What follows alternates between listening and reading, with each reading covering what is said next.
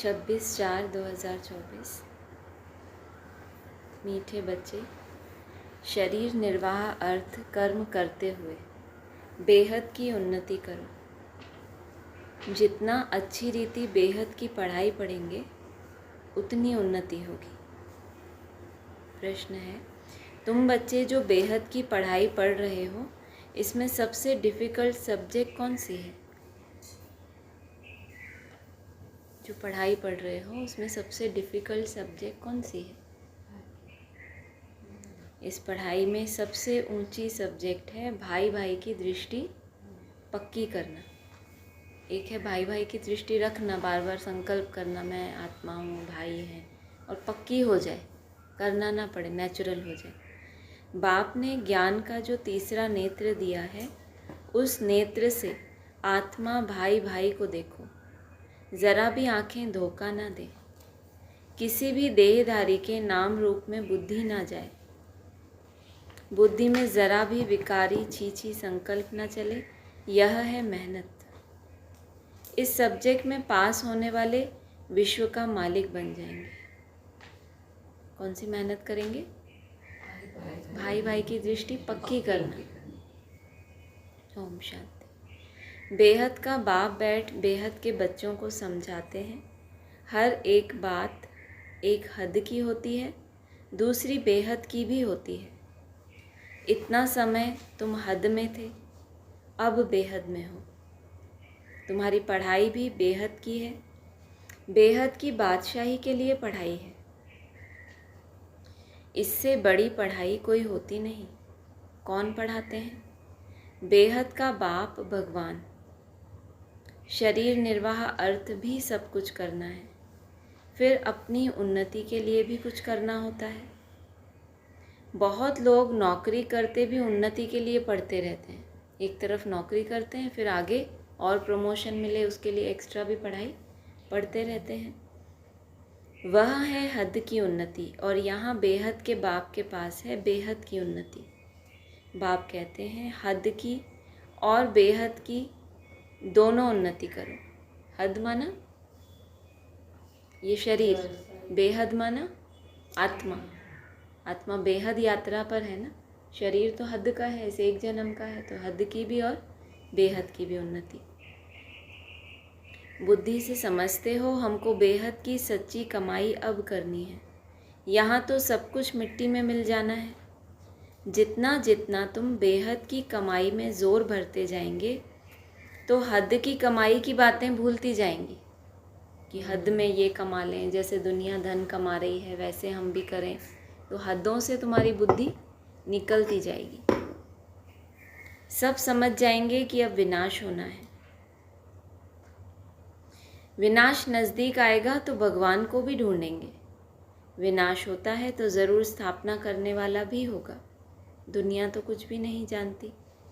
तुम प्रजापिता ब्रह्मा कुमार कुमारियाँ भी नंबरवार पुरुषार्थ अनुसार पढ़ाई पढ़ रहे हो।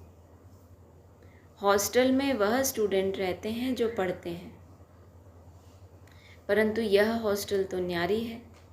इस हॉस्टल में तो कई ऐसे ही रहते हैं। शुरू शुरू में भट्टी बनी तो कितने समर्पित हुए, फिर बहुतों की क्या हो गई, छटनी हो गई, तो ऐसे ही चले आए। वैसे हॉस्टल में क्या होता है, जिनको पढ़ना होता है वो यह हॉस्टल तो न्यारी है। इस हॉस्टल में तो कई ऐसे ही रहते हैं, जो शुरू में चले आए वह रह गए हैं, ऐसे ही आ गए, वैरायटी आ गए। ऐसे नहीं कि सब अच्छे आए, छोटे छोटे बच्चे भी तुम ले आए। तुम बच्चों को भी संभालते थे, फिर उनमें कितने चले गए। बगीचे में फूल भी देखो, पक्षी भी देखो, कैसे टिकलू टिकलू करते हैं। यह मनुष्य सृष्टि भी इस समय ऐसे है। हमारे में कोई सभ्यता नहीं थी, सभ्यता वालों की महिमा गाते थे। कहते थे हम निर्गुण हारे में कोई गुण नहीं। भल कितने भी बड़े आदमी आते हैं, फील करते हैं कि हम रचयिता बाप और रचना के आदि मध्य अंत को नहीं जानते। फिर वह किस काम के? तुम भी कुछ काम के नहीं थे। बाबा ने तुमसे काम लेने के लिए तुम्हें ऐसा योग्य बनाया, तुम भी कुछ काम के थे नहीं। अब तुम समझते हो बाप की कमाल है। बाप विश्व का मालिक बनाते हैं, जो राजाई हमसे कोई भी छीन नहीं सकते। ज़रा भी कोई विघ्न डाल न सके, क्या से हम क्या बनते हैं। तो ऐसे बाप की श्रीमत पर ज़रूर चलना चाहिए। भले दुनिया में कितनी ग्लानि, हंगामे आदि होते हैं, यह कोई नई बात नहीं है। 5000 वर्ष पहले भी हुआ था। शास्त्रों में भी है, बच्चों को बताया है। यह जो भक्ति मार्ग के शास्त्र हैं, वह फिर भक्ति मार्ग में पढ़ेंगे। इस समय तुम ज्ञान से सुखधाम में जाते हो, उसके लिए पूरा पुरुषार्थ करना चाहिए। ज्ञान से सुखधाम में कैसे जाएंगे? जीते जी। और अगर भक्ति मार्ग चल रहा है तो कैसे जाएंगे सुखधाम में? शरीर छोड़ के अगले जन्म में फिर पुरुषार्थ करके सजाएं खा के फिर जाएंगे। जितना अब पुरुषार्थ करेंगे उतना कल्प कल्प होगा। अपने अंदर जांच करनी है, कहाँ तक हम उच्च पद पाएंगे, कहाँ तक उच्च पद पाएंगे। कौन सी माला में आने की उम्मीद है आपको? कौन सी माला? बोलना अच्छा सिखाया टीचर्स ने।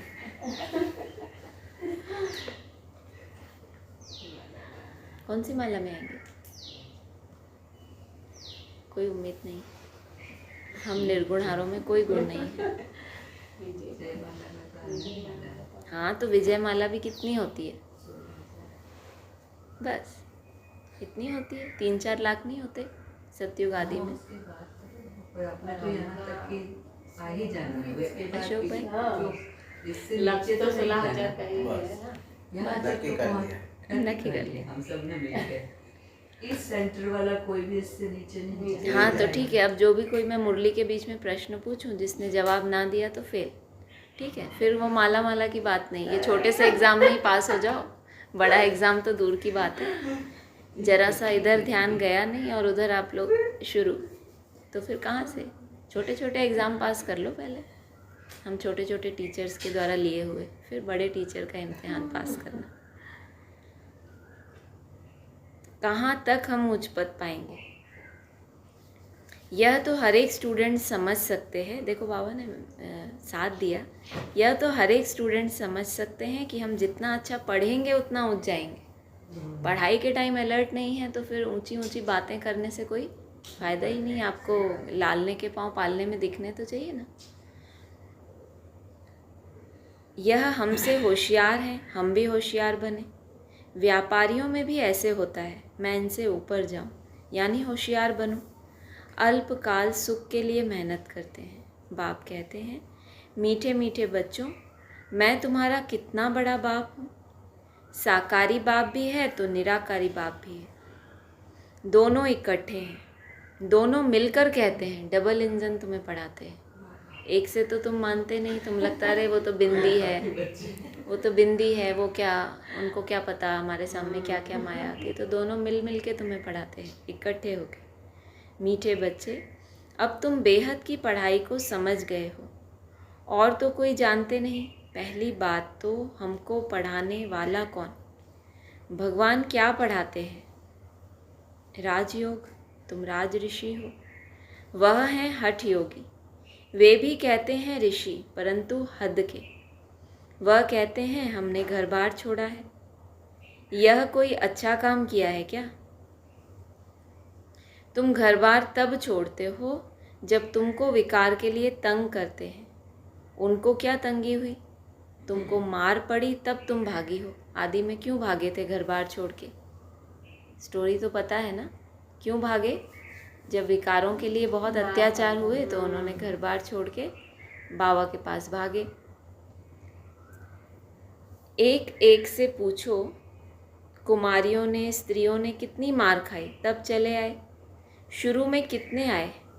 यहाँ मिलता था ज्ञान अमृत तो चिट्ठी ले आई कि हम ज्ञान अमृत पीने ओम राधे के पास जा रहे हैं। यह विकार पर झगड़ा हंगामा शुरू से चलता आ रहा है। बंद तब होगा जब आसुरी दुनिया का विनाश होगा। फिर आधा कल्प के लिए बंद हो जाएगा। अभी तुम बच्चे बेहद के बाप से प्रारब्ध लेते हो। बेहद का बाप सबको बेहद की प्रारब्ध देते हैं। हद का बाप हद की प्रारब्ध देते हैं। वह भी सिर्फ बच्चे को ही वर्षा मिलता है। यहाँ बाप कहते हैं तुम बच्ची हो या बच्चा। क्या बोला? बच्ची हो या बच्चा, दोनों ही वर्षे के हकदार। उस लौकिक बाप के पास भेद रहता है। सिर्फ किसको वारिस बनाते हैं? बच्चे को वारिस बनाते हैं। सिर्फ बच्चे को वारिस बनाते हैं। स्त्री को हाफ पार्टनर कहते हैं, परंतु उनको भी हिस्सा देते नहीं हैं। कहने के लिए हाफ पार्टनर होती है, लेकिन आधी प्रॉपर्टी अपनी दे देते हैं क्या? स्त्री को देते तो नहीं है। बच्चा ही संभाल लेते हैं। बाप का बच्चों में मोह रहता है। यह बाप तो कायदे अनुसार सभी बच्चों अर्थात आत्माओं को वर्षा देते हैं। यहाँ बच्चे या बच्ची के भेद का मालूम ही नहीं है। बाबा हमें सिखाते हैं आत्मा आत्मा भाई भाई, तो बाबा बच्चों को किस रूप में देखेगा? आत्मा रूप में देखेगा ना। तुम कितने सुख का वर्षा बेहद के बाप से लेते हो, फिर भी पूरा पढ़ते नहीं, पढ़ाई को छोड़ देते हैं। बच्चियाँ लिखती हैं बाबा फलाने ने ब्लड से लिख कर दिया है, अब नहीं आता। क्या बोला? पढ़ाई पढ़ रही है अच्छे से? ब्लड से लिख के दिया है, फिर भी नहीं आता। हाँ, अब आंखें खुली रहेंगी। अब नहीं आता, ब्लड से भी लिखते हैं बाबा आप प्यार करो या ठुकराओ, हम आपको कभी छोड़ेंगे नहीं। परंतु परवरिश लेकर फिर भी चले जाते हैं। बाप ने समझाया है यह सब ड्रामा है। क्यों चले जाते हैं? इतनी अच्छी परवरिश, बाप के साथ रहे, बाबा ने जो भी पालना दी, फिर क्यों चले जाते हैं? मना बाप के नज़दीक रहकर जो पालना लेते हैं उसके विपरीत फिर उल्लंघन भी करते हैं, तो बोझ ज़्यादा चढ़ जाता है। जितना पुरुषार्थ किया, सेवा की और वहाँ रहे, बाबा की पालना ली, तो आपका बैलेंस बना रहता है। जहाँ भी सेवा का बैलेंस गया, पुरुषार्थ का बैलेंस गया और पालना उतनी ही ले रहे हो, तो बोझ बढ़ रहा है ना आपके ऊपर। क्या बोला है? जब समर्पित होते हैं तो 16 घंटे सेवा करनी पड़े, उतना पुरुषार्थ करना। अगर नहीं किया तो क्या हो रहा है? पालना वही ले रहे हो, वहीं रहना, पालना लेना, तो फिर क्या होगा? एक तरफ बैलेंस हो जाएगा ना, तो फिर जाना पड़ता है। कोई आश्चर्यवत भागंती होंगे। यहाँ बैठे हैं तो निश्चय है कि ऐसे बेहद के बाप को हम कैसे छोड़ें। यह तो पढ़ाई भी है, गारंटी भी करते हैं हम साथ ले जाएंगे। सतयुग आदि में इतने सब मनुष्य नहीं थे। अभी संगम पर सभी मनुष्य हैं, सतयुग में बहुत थोड़े होंगे। इतने सब धर्म वाले कोई भी नहीं रहेंगे। उसकी सारी तैयारी हो रही है। यह शरीर छोड़ शांति धाम चले जाएंगे। हिसाब किताब चुकतू कर जहाँ से आए हैं पाठ बजाने, वहाँ चले जाएंगे। क्यों? सब तो परम धाम से आए हैं, फिर जहाँ से आए हैं वहाँ चले जाएंगे, मतलब क्या? परम धाम में भी अलग अलग क्या है? सेक्शन है। अपने ही सेक्शन से आए हैं। परम धाम की भी अलग अलग स्टेजेस है ना। एकदम निराकारी, निर्विकारी, निरहंकारी, एकदम बीज रूप, स्वीट साइलेंस, वो तो सबकी नहीं होती ना। तो वहाँ भी कैटेगरी है। जहाँ से आए हैं वहाँ चले जाएंगे। वह तो होता है 2 घंटे का नाटक, यह है बेहद का नाटक। तुम जानते हो हम घर के रहवासी हैं और हैं भी एक बाप के बच्चे। रहने का स्थान है निर्वाण धाम, वाणी से परे। वहाँ आवाज़ होता नहीं। मनुष्य समझते हैं ब्रह्म में लीन हो जाते हैं। बाबा कहते हैं आत्मा अविनाशी है, उसका कभी विनाश हो न सके। कितनी जीव आत्माएं हैं। अविनाशी आत्मा जीव द्वारा पार्ट बजाती है। सब आत्माएं ड्रामा के एक्टर्स हैं। रहने का स्थान ब्रह्मांड वह घर है। आत्मा अंडे मिसल दिखाई पड़ती है, वहाँ ब्रह्मांड में उनके रहने का स्थान है। हर एक बात को अच्छी रीति समझना है। नहीं समझते हैं तो आगे चलकर आप ही समझ जाएंगे। अगर मन मना भाव या याद की यात्रा में चलते रहेंगे तो अगर अभी कोई बात नहीं भी समझते हैं तो क्या होगा?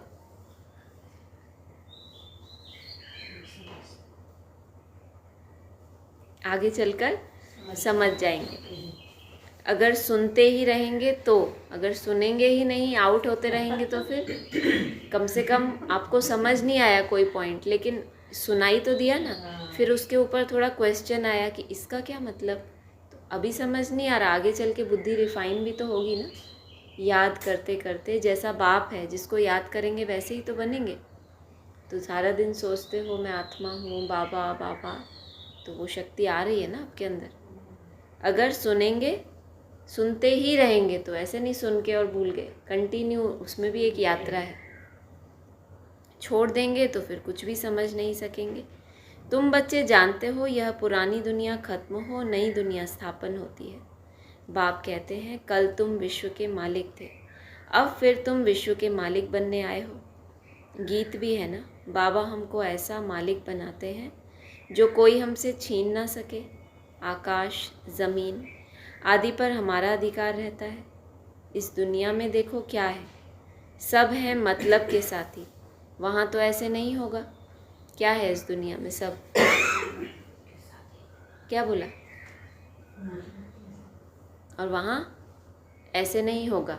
तो वो वहाँ और यहाँ का कंट्रास्ट करने के लिए वो दुनिया भी यहाँ होनी चाहिए ना। वहाँ शरीर छोड़ के जाओगे तो याद रहेगा क्या कि वहाँ मतलब के साथी थे, यहाँ नहीं है। जहाँ जिस दुनिया में मतलब के साथी देखे हैं, उसी दुनिया में ऐसा परिवार देखें जहाँ कोई स्वार्थ नहीं है। तभी तो पता चलेगा कि वहाँ सब मतलब के थे। देखो यहाँ किसी को कोई स्वार्थ नहीं। जैसे लौकिक बाप बच्चों को कहते हैं यह धन माल सब कुछ तुमको देकर जाते हैं, इनको अच्छी रीति संभालना। बेहद का बाप भी कहते हैं तुमको धन माल सब कुछ देते हैं, तुमने हमको बुलाया है पावन दुनिया में ले चलो, तो ज़रूर पावन बनाकर विश्व का मालिक बनाऊंगा। बाप कितना युक्ति से समझाते हैं। इनका नाम ही है सहज ज्ञान और योग। सेकंड की बात है, सेकंड में मुक्ति, जीवन मुक्ति। तुम अब कितना दूरंदेशी बुद्धि हो गए हो। ये सेकंड में मुक्ति, सेकंड में जीवन मुक्ति, इनके लिए भी तुम कितना दूरंदेशी हो गए हो। दूर तक तुम्हारी बुद्धि जाती है। ये सेकंड कब आएगा? कौन सा बेहद का सेकंड है? यही चिंतन होता रहे कि हम बेहद के बाप द्वारा पढ़ रहे हैं, हम अपने लिए राज्य स्थापन कर रहे हैं, तो उसमें हम ऊंच पद क्यों ना पाएं, कम क्यों पाएं? हम अपने ही तन मन धन से अपने लिए वो वायुमंडल तैयार कर रहे हैं और उसमें हमारा ही पद नीचा हो जाए तो फिर फ़ायदा क्या हुआ? राजधानी स्थापन होती है, उसमें भी मर्तबे होंगे ना, दास दासियाँ ढेर होंगे। उस राजधानी में क्या है? दास दासी कौन बनता है? बाबा ने क्या बताया?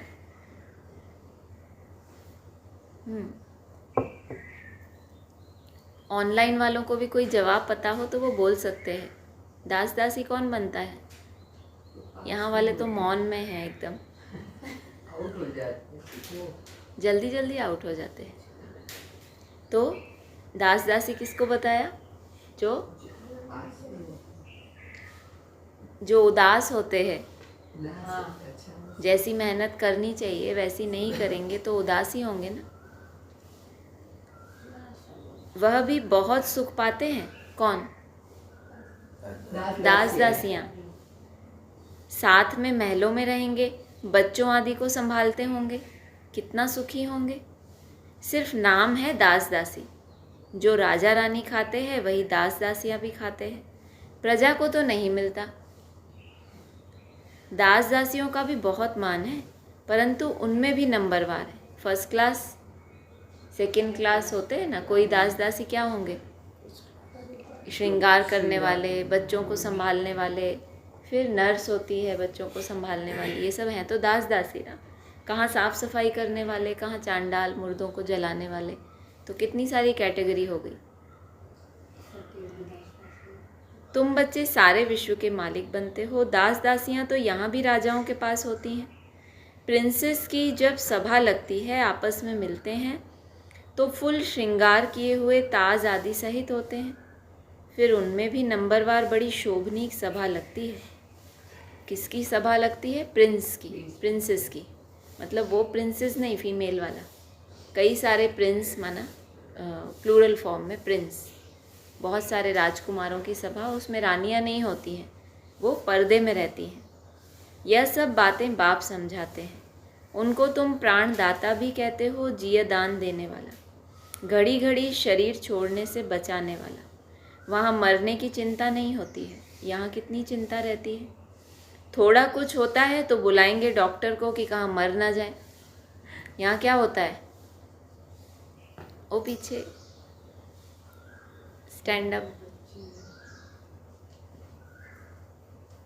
वहाँ मरने की चिंता नहीं होती, यहाँ कितनी चिंता रहती है। थोड़ा कुछ होता है तो बुलाएंगे डॉक्टर को कि कहाँ हम मर ना जाए। वहाँ डर की बात नहीं, तुम काल पर जीत पाते हो, तो कितना नशा रहना चाहिए। यहाँ बेहद की मृत्यु की चिंता रहती है किसी को कि कहीं हमें कोई अनिश्चय ना आ जाए, फिर डॉक्टर को फ़ोन करें, ऐसा हो गया वैसा हो गया। ऐसा तो नहीं आता। ऐसी कोई परिस्थिति आ जाए कि हम अनिश्चय बुद्धि बन जाए, ऐसा कोई डर रहता है कोई? कभी नहीं रहता। तो क्या है ये, काल पर तुम जीत पाते हो कि कोई भी स्थिति, परिस्थिति, माया, प्रकृति, संस्कार हमें अनिश्चय बुद्धि नहीं बना सकता। इसका मतलब काल पर जीत पाई। पढ़ाने वाले को याद करो, तुम काल पर जीत पाते हो, तो कितना नशा रहना चाहिए। पढ़ाने वाले को याद करो तो भी याद की यात्रा हुई। बाप, टीचर, सतगुरु को याद करो तो भी ठीक है।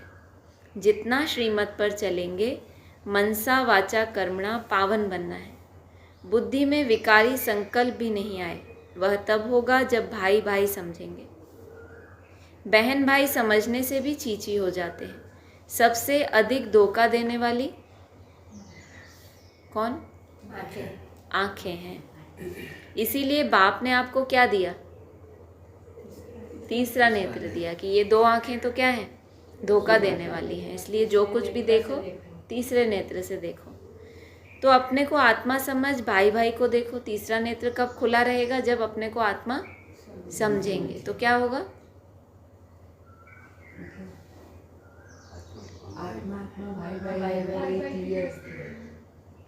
तीसरा नेत्र कब खुला रहेगा? जब अपने को आत्मा समझा, माना वो जो तीसरा नेत्र है वो एक्टिवेट किया आपने। बंद पड़ा है, माना मालूम है कि मैं आत्मा हूँ, लेकिन आत्मिक स्थिति में टिक ही नहीं रहे, तो बंद है ना। जब दोनों आंखें खुली रहती हैं तो तीसरा नेत्र खुला रहता है। हाँ, ये भी है कि ये आंखें खुली रहती हैं तभी तो अलर्ट रहेंगे ना। चैतन्यता सारी है कहाँ? आत्मा की चैतन्यता आँखों से ही दिखाई देती है ना। आत्मा इन खिड़कियों के द्वारा ही तो देख रही है, तो आत्मा की चैतन्यता आँखों से ही पता चलती है, और माया आपकी आँखें ही बंद करती है।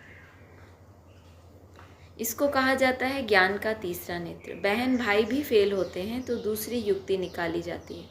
अपने को भाई भाई समझो, बड़ी मेहनत है। सब्जेक्ट होती है ना, कोई बहुत डिफ़िकल्ट सब्जेक्ट होती है, यह पढ़ाई है। इसमें भी ऊंच सब्जेक्ट है। तुम किसी के भी नाम रूप में नहीं फंस सकते हो। बहुत बड़ा इम्तिहान है। क्या बड़ा इम्तिहान? वो तो पहले बोला था। नाम रूप में नहीं फंसते। इस पे आपको बहुत काम करना चाहिए। माना हम सोचो आंखें खोलते हुए सुन रहे हैं, फिर भी हमें एक लाइन याद नहीं है। इसके ऊपर थोड़ा चिंतन करना चाहिए ना। तुम किसी के भी नाम रूप में नहीं फंस सकते हो, ये बहुत बड़ा इम्तिहान है। जब हम बोल रहे हैं तो एक लाइन को दूसरी लाइन के साथ कनेक्ट करके सुनो। एक लाइन को सुन के आगे मत बढ़ जाओ कि मुझे बस लास्ट लाइन याद रखनी है, ऐसा नहीं। कनेक्ट करो उन लाइंस को कि इसको बाबा ऐसा कहना चाह रहे हैं। माना अपने हिसाब से अपने अंदर एक्टिवेटेड रहे ना हम, कि बाबा क्या कहना चाह रहे हैं। बहुत बड़ा इम्तिहान है, विश्व का मालिक बनना है। मुख्य बात बाप कहते हैं भाई भाई समझो। तो बच्चों को इतना पुरुषार्थ करना चाहिए, परंतु चलते चलते कितने ट्रेटर भी बन पड़ते हैं। यहाँ भी ऐसे होता है, अच्छे अच्छे बच्चों को माया अपना बना देती है। तब बाप कहते हैं मुझे फारकती भी दे देते हैं, डाइवोर्स भी देते हैं। फारकती बच्चे और बाप की होती है, और डाइवोर्स स्त्री और पति का होता है। बाप कहते हैं हमको दोनों मिलते हैं। अच्छी अच्छी बच्चियाँ भी डाइवोर्स दे जाकर रावण की बन जाती हैं। वंडरफुल खेल है ना। माया क्या नहीं कर देती है। बाप कहते हैं माया बड़ी कड़ी है। गायन है गज को ग्राह ने खाया। गज माना और ग्राह, ग्राह किसको बोला है? मगरमच्छ। हाथी जैसा महारथी, उसको भी किसने पकड़ लिया? माया रूपी मगरमच्छ ने पकड़ लिया। गायन है, गज को ग्राह ने खाया। बहुत गफलत कर बैठते हैं, ऐसे ही नहीं पकड़ता ग्राह। क्या क्या बोला? हाथी जैसे ग्राहक ऐसे ही नहीं पकड़ता। मतलब वो आपके पड़ोस में है। गज को ग्राह ने खाया, क्यों? क्योंकि गफलत अपनी है। बाबा कहते हैं ना, जो बच्चे श्रीमत पर नहीं चलते, माया उनको खूब फटकाओ, और जो पहलवान बनते हैं उनके सामने भी माया पहलवान बनती है। तो अंतर क्या है? बोलो। पहलवान के सामने माया और पहलवान बन के आएगी, और तुम श्रीमत पर नहीं चलेंगे तो माया खूब फटकाएगी। तो दोनों के पास ही तो माया आ रही है, फिर अंतर क्या हुआ?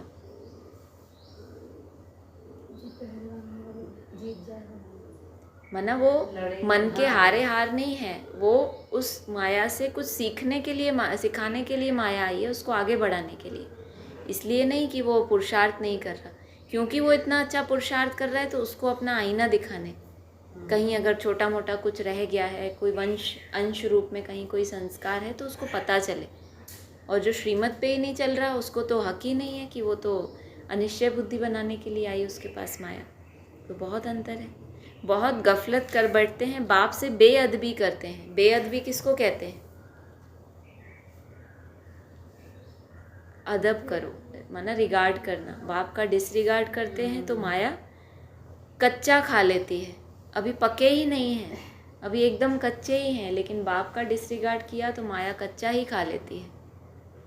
माया ऐसी है जो कोई कोई को एकदम पकड़ लेती है। अच्छा, बच्चों को कितना सुनाए कितना सुनाओ, मुख्य बात है अलफ। मुसलमान भी कहते हैं सवेरे उठकर अलफ को याद करो, यह वेला सोने की नहीं है। अरे वाह, मुसलमानों को भी पता चलता है। क्या? सवेरे उठकर अलफ। मूसल को मानते हैं ना, एक होता है मूसल, एक होता है ओखली।